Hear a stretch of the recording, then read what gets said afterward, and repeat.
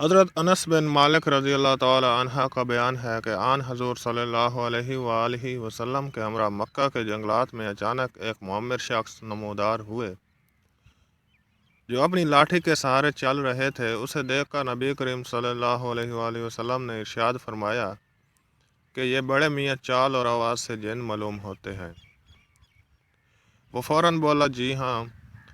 اس کا جواب سماعت فرما کر آپ صلی اللہ علیہ وسلم نے اس سے دریافت کیا کہ تم کون سے جن ہو؟ اس نے کہا میرا نام حامہ ابن حیم ابن قیس ابن ابلیس ہے۔ آپ صلی اللہ علیہ وسلم نے فرمایا تیرے اور شیطان کے درمیان تو صرف 2 پشتوں کا فاصلہ ہے۔ اس نے جواب دیا جی۔ آپ صلی اللہ علیہ وسلم نے فرمایا تمہاری عمر کتنی ہے؟ جواب دیا دنیا کا اکثر زمانہ میں نے دیکھ لیا ہے۔ جس رات حابیل نے قابیل کو قتل کیا میری عمر چند سال کی تھی۔ میں ٹیلے سے چھلانگ لگا رہا تھا اور خوش ہو رہا تھا اور لوگوں کو بھڑکا رہا تھا۔ آپ صلی اللہ علیہ وسلم نے فرمایا یہ تو بہت برا عمل تھا۔ اس نے کہا اے اللہ کے پیارے نبی تجھ پر درود و سلام نازل ہو، غصہ نہ کیجیے کیونکہ میں ان لوگوں میں سے ہوں جو حضرت نوح علیہ السلام پر ایمان لائے تھے اور میں نے بھی ان کے دست مبارک پر اللہ سے توبہ کر لی تھی، اور میں نے ان کو دعوت کے کام میں بھی تعاون دیا تھا اور انہیں راضی کر لیا تھا۔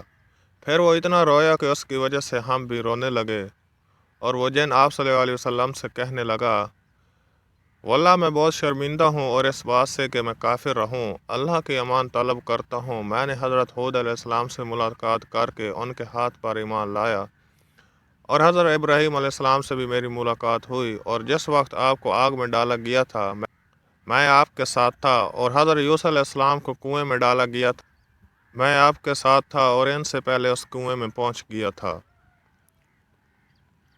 حضرت شعیب علیہ السلام سے بھی میری ملاقات ہوئی ہے، اور حضرت موسیٰ علیہ السلام سے بھی، حضرت عیسیٰ علیہ السلام ابن مریم علیہ السلام سے بھی۔ حضرت عیسیٰ علیہ السلام نے مجھ سے فرمایا تھا کہ جب تو حضرت محمد صلی اللہ علیہ وآلہ وسلم سے ملاقات کرے تو آپ کی خدمت بابرکات میں میرا سلام عرض کر دینا، لہٰذا میں ان کا پیغام آپ کو پہنچاتا ہوں اور آپ کے دست مبارک پر اللہ کا پیغام لاتا ہوں۔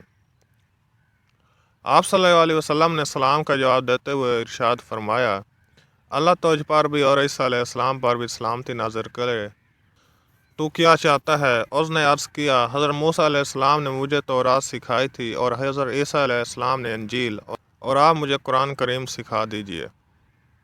آپ نے اسے قرآن کریم سکھایا۔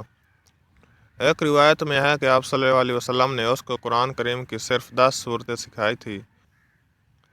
آپ صلی اللہ علیہ وسلم نے دنیا سے تشریف لے جاتے وقت تک بھی ہمیں اس کی موت کی اطلاع نہیں دی، نہ ہم نے ان کو دیکھا۔ خدا ہی بہتر جانتا ہے کہ وہ زندہ ہے یا انتقال کر گیا۔